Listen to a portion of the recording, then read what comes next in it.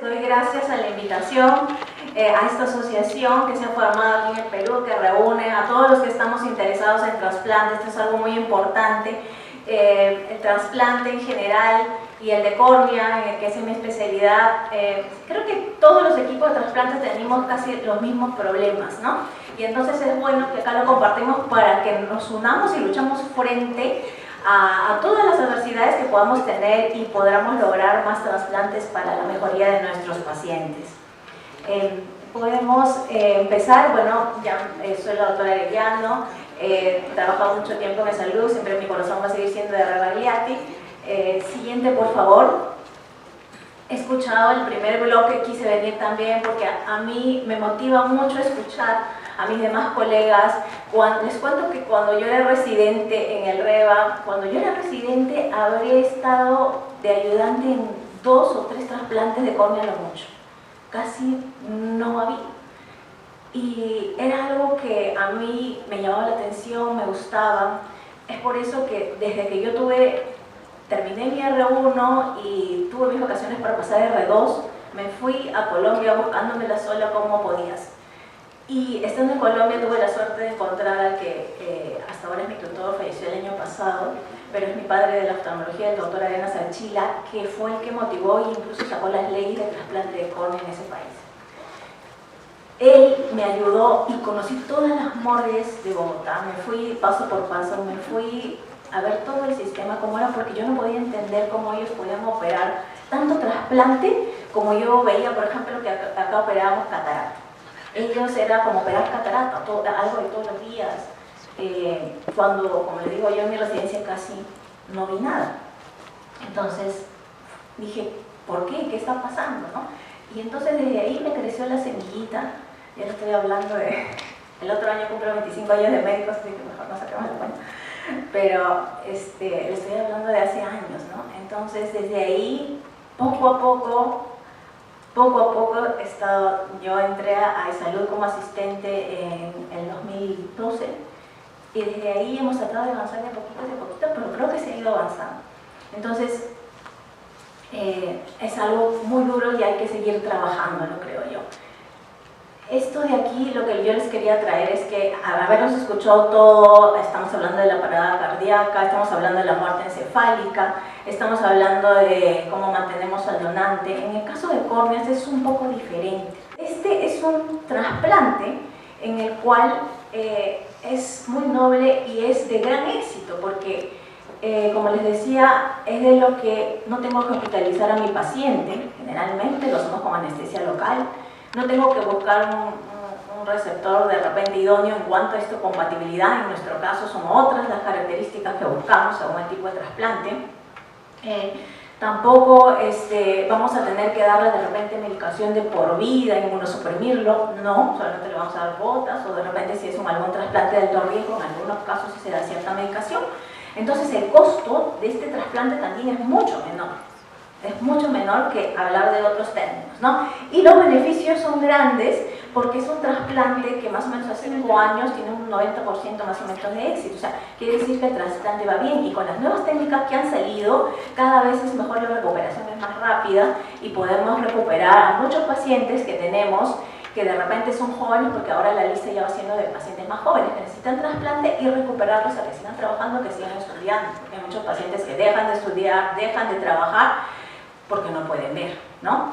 Entonces, si la primera causa de ceguera reversible es la catarata y se hicieron muchas campañas siempre, la segunda causa de ceguera reversible a nivel mundial son los problemas corneales.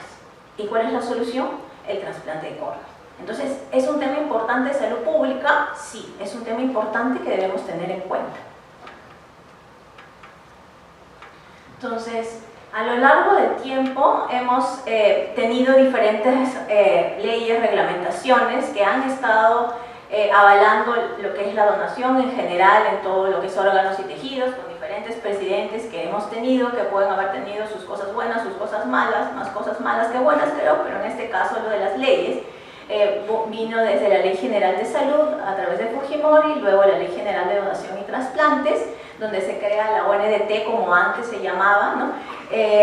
Con Toledo, y después también salió una resolución ministerial importante que hasta ahora la tenemos en cuenta, que siempre la debemos tener en cuenta, pero cuando seleccionamos a nuestros donantes de córnea, donde están todas las características, lo que son contraindicaciones absolutas y relativas para obtener una córnea, ¿no? Entonces, en eso nos basamos nosotros para decir esta córnea sí va o esta córnea no va para trasplante.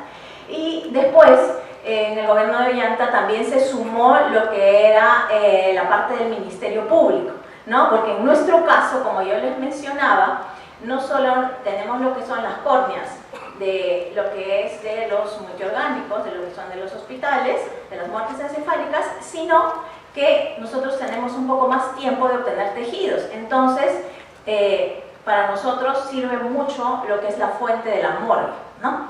Y entonces en este caso también salió ahí una ley para permitir el ingreso a las morgues y poder extraer ahí tejidos, en nuestro caso córneas, ¿no? Y entonces esto también ayudó mucho a subir todo lo que era la obtención de córneas, ¿no? Entonces esto ha ido avanzando con el tiempo. Después también tenemos la parte acerca de la voluntad de la donación de órganos y tejidos, con diferentes leyes, lo que también obtenemos del DNI. Y últimamente, en el año pasado, ha salido la ley que promueve la donación de órganos y tejidos humanos para trasplantes con fines terapéuticos. Entonces se sigue trabajando en esto para tratar de incentivar lo que es la donación. Esto todavía no se ha difundido mucho. También el tema de difusión de la donación es un poco sensible, ¿no? A veces cuando empezaron a hacerse campañas, ahí veo también a la gente de la DIDOT, que bueno que estén acá los doctores, el doctor Moyano, los doctores. Siempre ellos ayudan también en toda esta parte, ¿no? Pero esto es un tema muy sensible, ¿no? Así como cuando les dicen no y creen que sí, que no es la muerte encefálica, ¿no? El donar es un tema muy sensible, cree que va a haber tráfico de órganos, cosas así. Si sale algún anuncio de algo, nos tiran al suelo en cuanto a las córneas, porque a veces quieren donar todo, pero a veces no quieren donar las córneas, porque piensan que es algo que de repente les va a ayudar en más allá, no sé, son ideas. O sea, hay tanto que trabajar realmente ahí que, bueno, tenemos que irlo avanzando, ¿no? Entonces, esta ley también nos va a ayudar para ver eso. Yo trataba de ver en realidad en los demás países cómo eran también las leyes, porque yo en algún momento dije también, la ley del presunto donante, como de repente tienen en otros lugares, el que ayuda de que llega el donante y a veces no necesitan pedirle permiso, y es decir, que las córneas son del Estado y se obtienen, de repente podría facilitar en ese caso la obtención de córneas, ¿no? Pero por ejemplo en Brasil no tienen esa ley, pero es que ellos tienen otra forma de pensar. O sea, tiene mucho que ver también la idiosincrasia de la población y todo esto para poder obtener estos tejidos, ¿no? En nuestro caso, nuestra población es un poco como más reacia, ¿no? O sea, hay que trabajar un poco más en ese sentido. De repente, si hay médicos de otras especialidades, a veces no se entiende muy bien, pero quiero dejar un poco bien claro esto. En el caso de córneas, por ejemplo, cuando uno tiene una donación en un hospital o en una clínica que es de parada encefálica, ahí siempre hacen el acta de donación y todo lo demás, la aceptación. Pero cuando vamos a la morgue, no es así, no, está fallecido, a veces es CNN, están los familiares ahí, y nosotros por ley podemos obtener las córneas sin necesidad de pedir permiso. Eso es así. ¿Por qué? Porque le hacen una necropsia de ley, le hacen así pedacitos, y si realmente la familia viera todo lo que le hacen, que al final ya lo dejan sin nada, realmente creo que no pondrían ninguna oposición, pero esas cosas no se saben, y como les digo, son un punto sensible. Entonces cuando están en la morgue no se necesita hacer este pedido, ¿no? Pero sí debería constar en el acta que va con el médico legista. Entonces para nosotros es muy importante el nexo también con la parte de medicina legal, ¿no? A diferente de otras especialidades. Esta es la resolución ministerial que les comentaba, la guía técnica para la selección de donantes de córnea, donde están muy claras las contraindicaciones absolutas y las contraindicaciones relativas, que todos cuando vamos a procurar, entonces el equipo procurador está al pendiente y nos dicen, hay un paciente que tiene tal cosa, va o no va, a veces hay que consultar cuando son relativas al equipo de trasplante para ver si va o no va esta córnea. ¿no? Y en ella nos van a hablar de diferentes puntos, desde la edad, desde cuándo se puede donar, el tiempo de muerte, que en general nosotros, como les decía, tenemos más tiempo, porque nosotros tenemos hasta 12 horas para obtener córneas para fines ópticos, quiere decir para que el paciente vuelva a ver, recupere su visión, y hasta 24 horas para fines tectónicos, quiere decir que si se perforó el ojo o pasó algo, podamos parcharlo o evitar que se pierda el ojo, tenemos hasta ese tiempo. O sea, supuestamente deberíamos tener más córneas porque tenemos más tiempo, pero a veces no es así. Entonces, en cuanto a la córnea, vemos que estas propiedades de las córneas, las que ya les mencionaba, podemos obtenerlo del donante de muerte cerebral en parada cardíaca o lo que son donantes multiorgánicos en morgue, ¿no? Entonces, ¿qué necesitamos para trasplantar una córnea? Necesitamos tener un paciente, tenemos pacientes en lista de espera que tienen diversas patologías corneales, opacidades, deformaciones, que han sido operados de múltiples cirugías, ¿no? La cosa es que el paciente no puede ver, pero ya se le ha hecho un adecuado examen y solo es el problema de la córnea y que con eso recuperaría su visión. Necesitamos el tejido, ¿no? Una córnea por la cual vamos a reemplazar la enferma para poder pasar a nuestro paciente. Necesitamos un equipo de profesionales, todo un equipo multidisciplinario de profesionales que nos va a ayudar a poder que el trasplante sea un éxito, ¿no? Y tenemos, como les decía, ¿de dónde provienen las córneas? De los donantes cadavéricos, es decir, gente de las morgues, donde podemos obtener este tipo de tejidos. También tenemos los multiorgánicos, que es lo que les han estado conversando, pero también tenemos pacientes parada cardíaca. Y ahí es ahí donde nos está faltando. Recién se está tratando de dar un poco de impulso a eso, pero nosotros, como decía, tenemos más tiempo para obtener estas córneas. Entonces hacen parada cardíaca y debería movilizarse ya todo para que podamos obtener las córneas. Porque si bien es cierto, las córneas tienen un tiempo, ¿no? Como les decía, de vida. Cuanto más pronto se trasplanta, igual es mejor, a pesar de que nosotros los tenemos en medios de preservación. Entonces sí también nos importa el tiempo, ¿no? Y cuando, por ejemplo, se traen córneas de fuera, porque a veces hay que importar córneas porque no hay, y en la parte privada, como vamos a ver ahora, se traen de fuera, igual llegan con el ajuste de tiempo y no son tan de buena calidad como en este caso, como cuando se obtienen aquí, cuando se obtienen rápido y se obtienen en buenas condiciones. Entonces, también importa mucho todo eso, ¿no? Entonces, en cuanto a las listas de espera, miren, estas son nuestras listas de espera.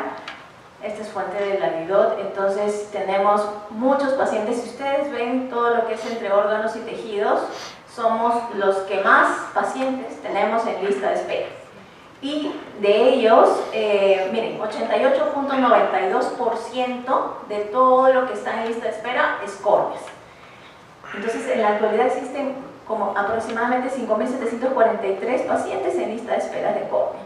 Pacientes del MINSA, pacientes de salud y pacientes de las entidades privadas.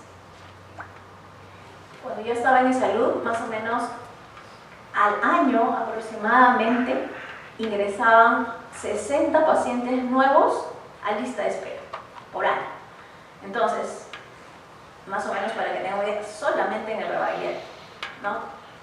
Eso es cierto que ahora todavía no está tan organizado, que a veces tenemos un paciente que está en lista de espera en el salud, que también está en el INO y también está en privado, pero para que tengan una idea que es grande y son muchos los pacientes que necesitan una córnea, ¿no? Este es el esquema que tenemos de trasplantes hasta el año pasado.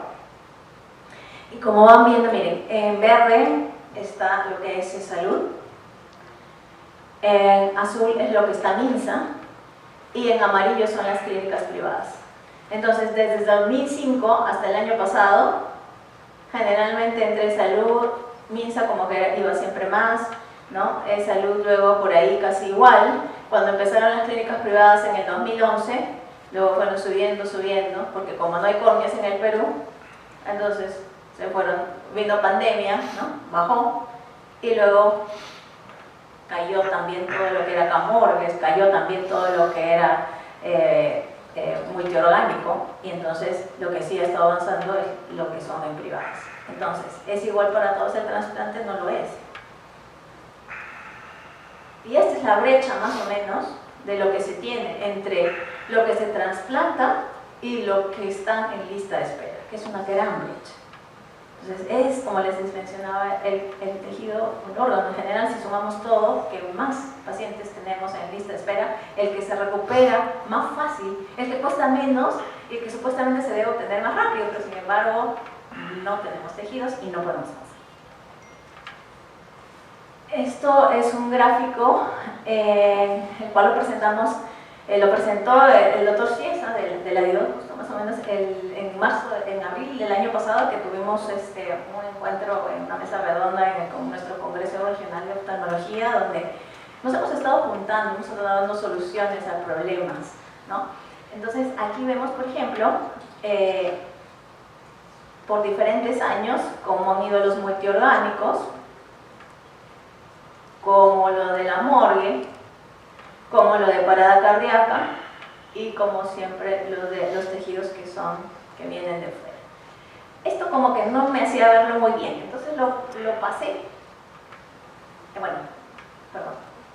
Acá tenemos lo de la procedencia, también MINSA Salud y de las Fuerzas Armadas, que bueno, todavía están un poco recién empezando con las Fuerzas Armadas, pero también se les está dando empuje a eso. Y entonces, por órganos, ¿no? Porque hay donantes cadavéricos y vivos, pero siempre vamos a ver que en la parte, como ustedes ven acá de córneas, ¿no? Siempre también, si bien es cierto, pareciera que los números son grandes, pero en realidad ya han visto que la brecha no lo es, o sea, para la cantidad de pacientes que tenemos, ¿no? Entonces, el gráfico anterior yo lo quise pasar aquí para tener un poquito, que se visualizara un poco más. Entonces, si por ejemplo el año pasado vemos esto, vamos a ver que esto fue lo que fue multiorgánico, esto fue morgue, que eso que ya se ha ido aumentando un poquito, esto ha sido para cardíaca y esto han sido tejidos internacionales. ¿Y por qué llamo yo esto de acá? Porque cuando yo antes de pandemia hice el mismo análisis, podíamos ver que si los segmentamos por salud, MINSA y privadas, podíamos darnos cuenta que en salud era casi mitad-mitad entre multiorgánicos y morgue y menos parada cardíaca. MINSA, casi toda su procedencia de tejidos son de la morgue, porque ellos casi no tienen equipo de procura. MINSA no tiene mucho equipo de procura, ¿no? Entonces ellos más obtienen de la morgue, esa es su principal fuente, y en pandemia se cayó. Y las clínicas privadas, todo es tejidos de fuera. Entonces, 61.7% son córneas peruanas, la mayoría son de la morgue, casi un 50%, y el resto de lo demás. Y el 38.35% de bancos de tejidos extranjeros, ¿no? Para que podamos trasplantar, también necesitamos estar acreditados, y se fueron acreditando diferentes establecimientos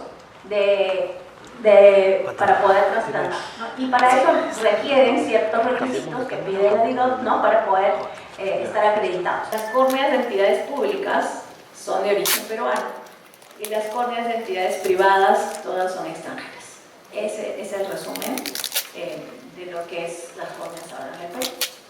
Entonces, tener en cuenta que tenemos que tratar de mejorar nuestras fuentes de córneas en todos los aspectos, ¿no? ¿Qué vamos a hacer? Porque un trasplante de córnea no es exitoso solamente por la misma cirugía del trasplante. Un trasplante de córnea es exitosa en todo lo que es el operativo de trasplante, en una etapa pre-trasplante y en una etapa post-trasplante. Entonces, desde la evaluación de nuestros probables candidatos a trasplante, que no todos son buenos, hay que saber elegir a nuestros pacientes. Hoy en día, a veces a mí me daba mucha pena cuando en el hospital a veces venían y de los dos ojos mal o ya mayor, todo. Entonces hay ciertos criterios prioritarios, ¿no? Sí. Que también se han ido trabajando, hay muchas hijas por trabajar y todo lo demás. Entonces había que dar prioridad. O sea, ¿quién le trasplantaba primero? El que estaba perforado probablemente porque iba a perder el ojo. Entonces teníamos que buscar como sea una córnea y decir, hay urgencia cero, busquen una córnea.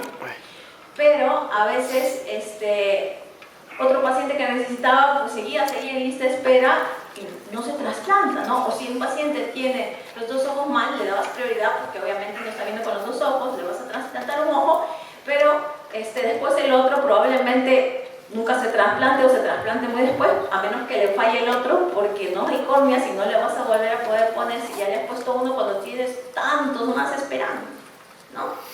Entonces la situación es un poco triste, o cuando tienes un paciente a veces muy mayor, que vienen a veces de 80 años, o incluso hasta 90, pero bien parados, y tú le vas a decir no, porque ya es muy mayor, muy mayor, ¿no? O sea, muy mayor no es un criterio de decirle no te vas a trasplantar.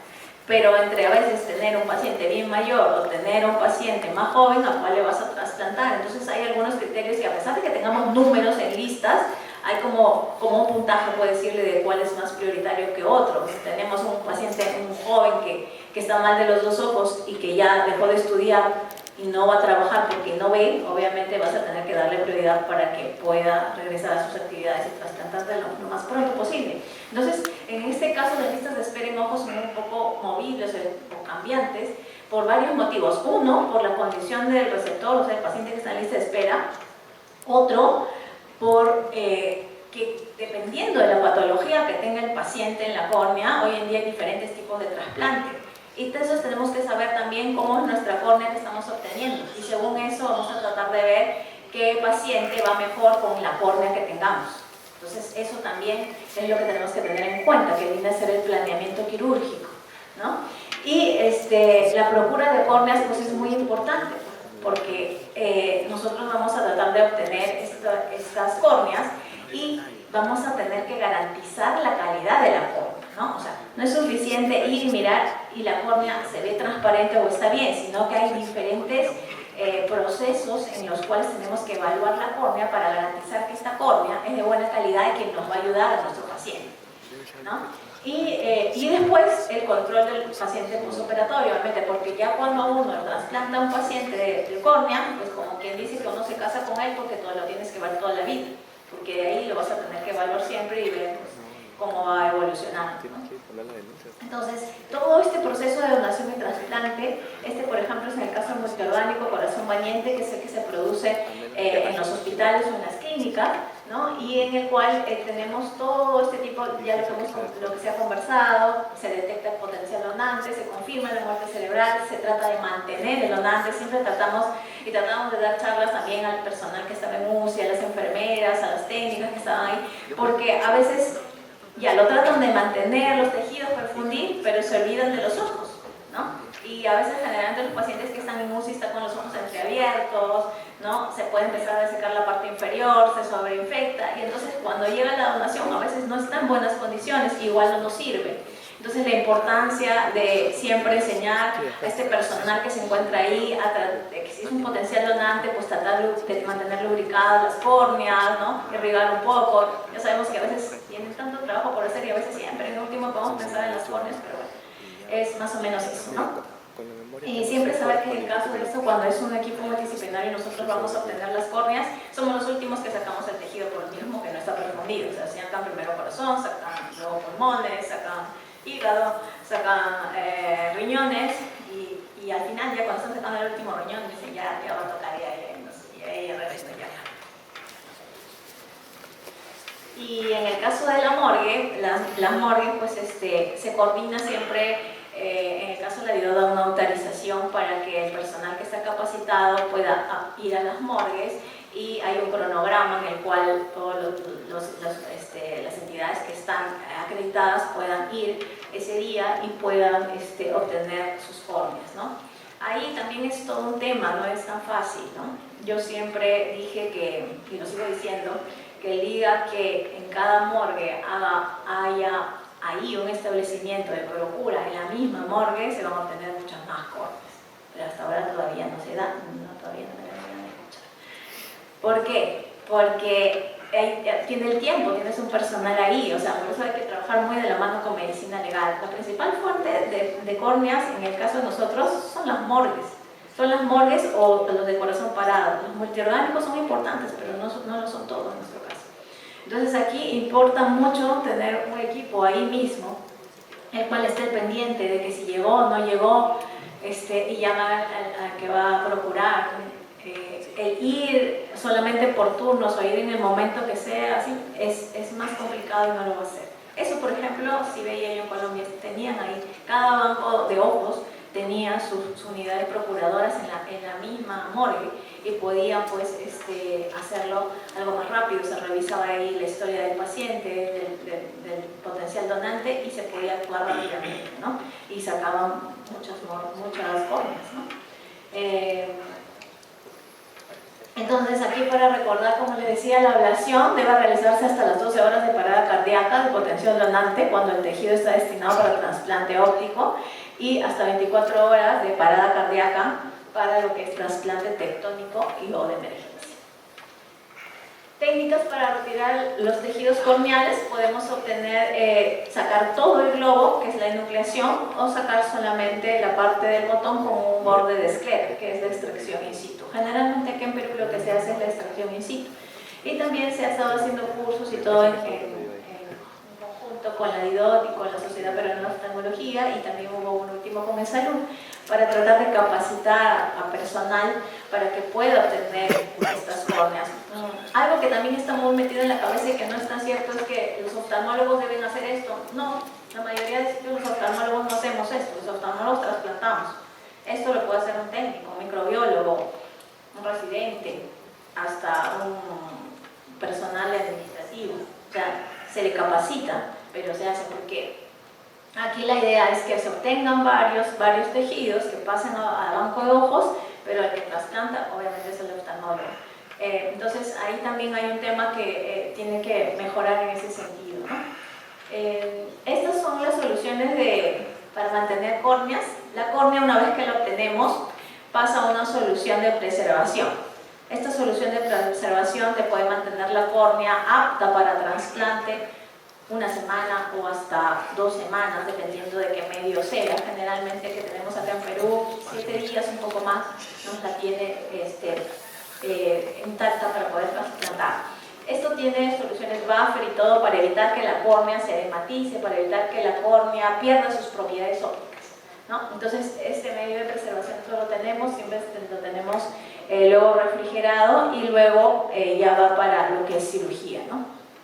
Entonces, otra cosa que, como les mencionaba, es importante para nosotros es la evaluación de esta córnea.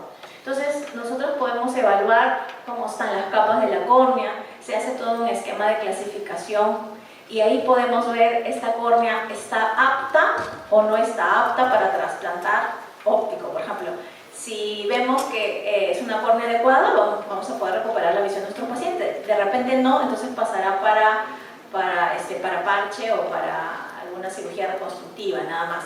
Entonces es importante evaluar la córnea para determinar cuál sería nuestro fin de este tejido, ¿no? Lo podemos hacer en la hendidura con un dispositivo o con un microscopio especular, que es lo más ideal, pero que generalmente no tenemos acá en Perú disponible en la mayoría de lugares donde se trasplanta. Entonces, recalcar que en nuestro caso es muy importante lo que es los bancos de ojos, que lastimosamente acá en Perú no puede decirse que tengamos algún banco de ojos en general, porque podrá ser de nombre, pero un banco de ojos, propiamente dicho, es un banco, o sea, estar en un lugar donde hay un montón de córneas que están preservadas, que están para distribuir, que están para analizar. Acá, como hay tan poquitos, generalmente lo que pasa es, entra y sale, ¿no? Pero no tenemos ahí para decir, va para hacer, o sea, no tenemos, o sea, no hay eso. Y tampoco pasa por un procesamiento tan adecuado como les estaba mencionando, que es lo que debería hacer. Y para lograr eso, lo del banco de ojos, el banco de ojos tampoco es que se tenga que hacer grandes cosas, solamente es tratar de organizarse y tener un equipo. No necesita mucha infraestructura tampoco, pero es muy importante para garantizar la adecuada obtención y procesamiento de las córneas. Entonces es muy primordial tratar de crear, y esto es lo que hemos estado trabajando desde el año pasado. Nosotros, ¿de qué manera hemos tratado de ver? O sea, una vez que sabemos la realidad, nosotros en la Sociedad Peruana de Oftalmología hemos creado un comité de banco de ojos y nos hemos reunido, estamos reuniendo y estamos tratando de dar soluciones, unir esfuerzos porque lo que nosotros queremos, ¿de qué nos sirve capacitarnos, encontrar nuevas técnicas de trasplante y todo, si no podemos hacerlo, si no tenemos y nuestros pacientes siguen esperando? Entonces, hemos tratado de unir esfuerzos de diferentes sectores, hemos hecho un grupo de trabajo de banco de ojos en la sociedad y estamos interactuando con diversas instituciones. Hemos también podemos estar reuniendo con ellos han tenido también la gentileza de acudir a nuestra sociedad para reunirse con nosotros y ver nuestra problemática. Hemos hecho mesas redondas en nuestros congresos y vamos a tratar de seguir trabajando para tratar de crear la idea es crear como un cronograma para poder avanzar en pautas y poder incentivar lo que es esta creación de banco de ojos a nivel nacional, puede ser 1, 2, lo que sea, pero que pueda encargarse de mantener, preservar y dar la calidad y distribuir estas córneas para poder tener más córneas para nuestros pacientes, que es lo que necesitamos, y que sean córneas peruanas. O sea, no es que no haya córneas, sino que no lo sabemos, no sabemos organizarnos, no sabemos cómo obtenerlas bien, y solamente es cosa de unir esfuerzos, y eso ya, al menos, ya lo hemos comprendido, ya lo tenemos claro. Y entonces ahora viene la parte de irlo trabajando juntos. Salud también nos ha estado apoyando mucho, o sea, estamos tratando de comprometer a todos, al Ministerio Público también lo hemos invitado, estamos tratando de unir esfuerzos de todos los organismos que están involucrados, ¿no? Para tratar de reducir estas grandes listas de espera que tenemos. Entonces, nuestros trasplantes, no sé si, bueno, no hay acá muchos oftalmólogos, no sé si por ahí habrá alguno, pero han ido evolucionando con el tiempo. Entonces, desde que lo que nosotros teníamos, un trasplante de córnea total, es decir, de todo el espesor de la córnea, hoy en día, con los años, ya no trasplantamos muchas veces todo el espesor de la córnea, solamente la parte enferma.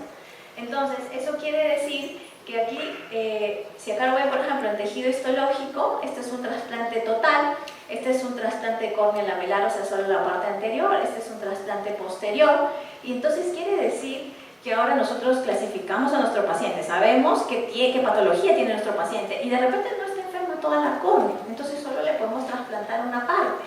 ¿Eso qué conlleva? Eso conlleva a que nosotras podamos tener una mejor resolución del problema de nuestro paciente, que la recuperación sea más rápida. Es como pasar de una catarata que teníamos antes con puntos a algo sin puntos, por decirlo de alguna manera, ¿no? Entonces, nuestras indicaciones de trasplante son ópticas, recuperar la visión tectónica, la integridad córnea, terapéutico, en general son varias.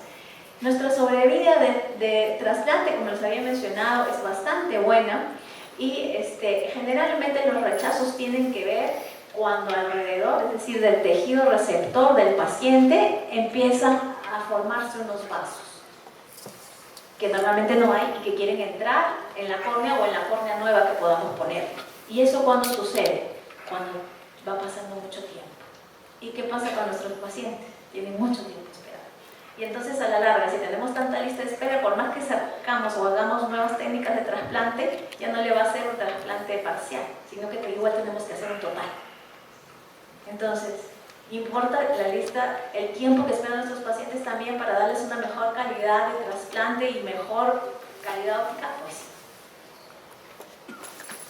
Entonces, los factores de riesgo para rechazo son, como les mencionaba, 2 o más cuadrantes con vasos alrededor, injertos en niños, ¿no? Si tenemos en niños, la córnea es diferente, se cambia rápido. Las córneas donantes, cuanto son más grandes y van más hacia la parte del limbo, pues pueden tener más vasos y haber más rechazo. Pacientes que tienen antecedente glaucoma, presión ocular alta antes de, pacientes que tienen alteración en general de la superficie ocular, enfermedades reumatológicas, algo en general, o que ya han tenido múltiples trasplantes. Si un paciente ya tuvo un trasplante una vez, pues el riesgo de que si le vuelven a trasplantar tenga más un rechazo, pues va a ser mucho mayor y un tercero. Así que ya un cuarto ya no. Entonces, experimenta rechazo 18-21%, reversión exitosa entre 50 y 90%. 50% presenta un episodio de rechazo, de los cuales 27 fracasa al tercer año. Entonces, el mayor riesgo de rechazo es cuando tenemos un trasplante de todo, total, que ocurre en el segundo semestre después de operado. Cuanto menos capas de tejido trasplantemos, va a ser menor el rechazo. Entonces, esto es el trasplante penetrante de todo el espesor con puntos, Y esto es un trasplante lamelar posterior en el cual, miren, casi ni se nota, ¿no? No tiene puntos, está por dentro del injerto, entonces es muy diferente y la recuperación es mucho más rápida. Pero para esto necesitamos, por ejemplo, en el caso de los lamelares posteriores, preparar el tejido. Para eso se saca de las delgadas capas del endotelio de la semen antes de realizar el trasplante, y para esto tenemos que saber analizar nuestras córneas, tenemos que hacer todo, y es todo este proceso y todo eso se hace en un banco de ojos. Entonces es por eso que es importante la creación de este banco de ojos, si es que queremos seguir avanzando.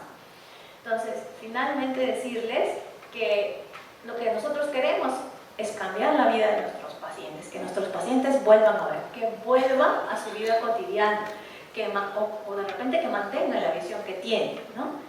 Que mantengan su globo ocular, y volverles a decir que por todo lo que les he conversado, los peruanos siempre debemos trabajar para que las córneas que se trasplanten en nuestro país sean en mayor cantidad, mejor calidad y que sean peruanas. Entonces, esta es una foto de uno de los cursos que hemos estado haciendo siempre en colaboración con la IDOR y con la Sociedad Peruana de Oftalmología, y que esperamos poder seguirnos apoyando todos los años para que sigamos entrenando a más personas para que puedan procurar y sobre todo darle más impulso a los bancos de ojos para que podamos seguir trasplantando